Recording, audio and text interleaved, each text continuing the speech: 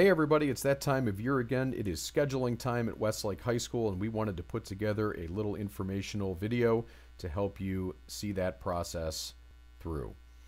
We online schedule. We do not pull out of classes, so it's all the more imperative for you to have good conversations with your family members, with your teachers, counselors, administrators to get the information that you need to make good decisions. So don't be afraid to ask questions. We're here to help you achieve your goals. You'll log in as normal. This is a sample student registration screen that I've pulled up. I'm pretending to be a 9th grader that is registering for my 10th grade courses. So I'm a rising sophomore in this tutorial. Over on the left-hand side, you'll see some navigation items over here. And the middle of the screen is really where the meat of scheduling takes place here, because you have all your course selections here, and then there's a number of special features here that I'll highlight really quickly. For example, you may request, you don't have to request a study hall, but you may request a study hall. Lunch is already on your schedule. It does not count in your total credit load there, but lunch is in there. Hopefully we'll get back to having normal lunches next year. For sophomores, Health 10 is a required course that you must be registered for. You need to see your counselor if you'd like an exception to that, but Health 10 is a required course for graduation, and the sophomore year is when that is taken. And again, down below, it does maintain a total credit count. You'll notice you'll have to submit between 6 and 8 credit hours total in order to be able to submit the screen and have your requests count. So rising 9th, 10th, 11th graders must select the equivalent of at least 6 credit hours, not including a study hall or lunch periods. And rising seniors must select at least the equivalent of 5.5 credits to be allowed to schedule. So keep an eye on this as you go through your scheduling setup. Up top, we have a note on teacher recommendations here. Recommendations are required for all honors, AP, and some other selected courses, such as College Credit Plus, for example, a recommendation from your counselor. So if you're choosing to take a non-recommended course, it doesn't mean you can't. There's just an extra step we need you to go through in order to do that. First, have some conversations with your family. Again, teachers, counselors, determine your readiness to take a course that you haven't been recommended for. And then you're going to need to go to the home page, go to Forms and Documents, and look for the WHS Scheduling Risk/Course Override form. That's a form that you'll need to fill out in order to take the risk of signing up for a class that you have not been recommended for. So there are ways to get through that teacher recommendation process, but you do need to follow those guidelines in order to do that and sign up for those classes. Over on the right-hand side here, you see some pencil logos and some other stuff over here. When you see an exclamation point next to the pencil logo, that is because this is a mandatory area. In addition to your minimum credits, you must select courses in at least 4 core areas. We have highlighted the main core areas: English, Math, Science, Social Studies. World Language also counts as a core. Here it has a check mark next to it because we allow it to be signed up for as an elective. But of those 5 areas, English, Math, Science, Social Studies, World Language, you must select courses, no matter how many total credits you have, in at least 4 of those 5 core areas to be a full-time student at Westlake High School. Well, let's just dive into it here. The exclamation point again means that it's mandatory and it has not been accomplished yet. The check mark means you're done. So let's just jump in and go into one of those areas right here. Let's jump right into the 10th grade scheduling screen for English. Notice that I do not have a counselor recommendation or a teacher recommendation for these areas. So the course that is open to me is English 10 Semester 1 and English 10 Semester 2. You want to be very careful. Notice the check mark just changed there.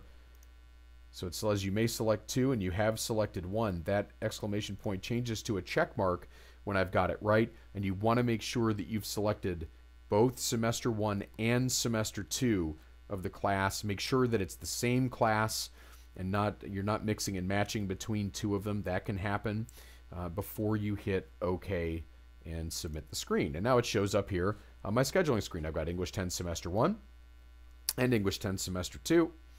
And down below, I am now requesting 1.5 credit hours because it also has the Health 10 in there. So 1.5 has been selected of my total between 6 and 8. So let's jump right here into math. Here we go. All right, so here's a funky little thing that Power School can do sometime. You just have to be careful as you're selecting these again.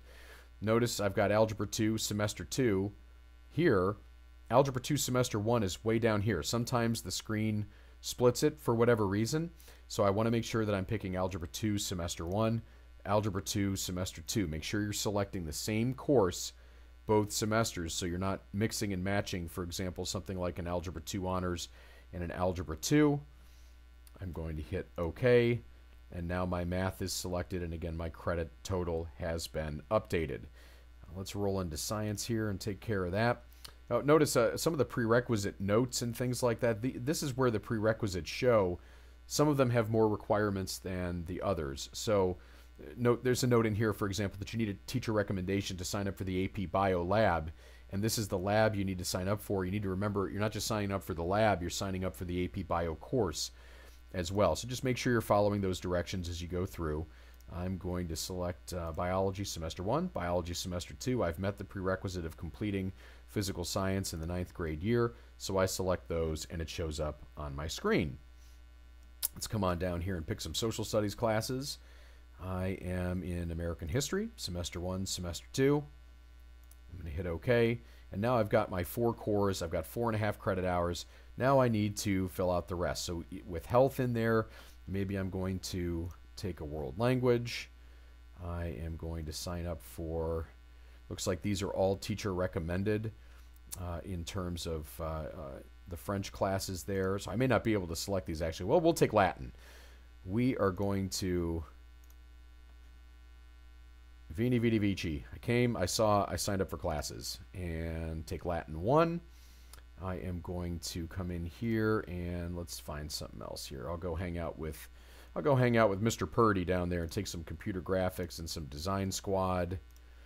And now I've got, let's see, I'm requesting 6.5. So I've met my minimum count now. I can go ahead and click the submit button if I'd like. I can go in here and maybe I'll pick up, I'll pick up animation. Go hang out with Mr. Wilson down in the art wing. So now I have 7 credit hours. I have not yet selected a study hall. I could stop here and the computer just wouldn't put anything in for me, but I'm probably going to want to select a study hall. So remember, the study hall is not going to show up as a course. So if I select Semester 1, Semester 2, it is not counting it as a credit. And so it still says I'm requesting 7 hours, but with the study hall in there, it's really 7 plus 1, and I'm filling all 8 periods. This is a much easier way to go about doing it because the computer will be able to balance those schedule numbers as we go through. So again, double check all of this, that everything is correct in terms of what course requests you want before you hit submit. We then take all of those numbers from all students, we build a schedule, trying to set things so that there are no conflicts between students. We're usually about 90% successful in getting students into their requested courses. We then load the schedule and really start getting into finalizing the schedule by spring break, which this year, of course, is the first week in April, roughly, is spring break. So about then you'll be able to come down and check out what your schedule might look like in PowerSchool and kind of get a preview of that and ask some questions with that. Please stick with your choices. It's really hard to build a schedule and then rebuild the schedule. We need to select the stuff that we want, and it's understood that unless there's a mistake made in the scheduling process, that there will be no changes to that, and that you're not just going to be changing courses, adding and dropping as you go along, because it's really difficult to run a program that way. And again, if you have questions, please see us. We are here to help you. We're here to walk you through this.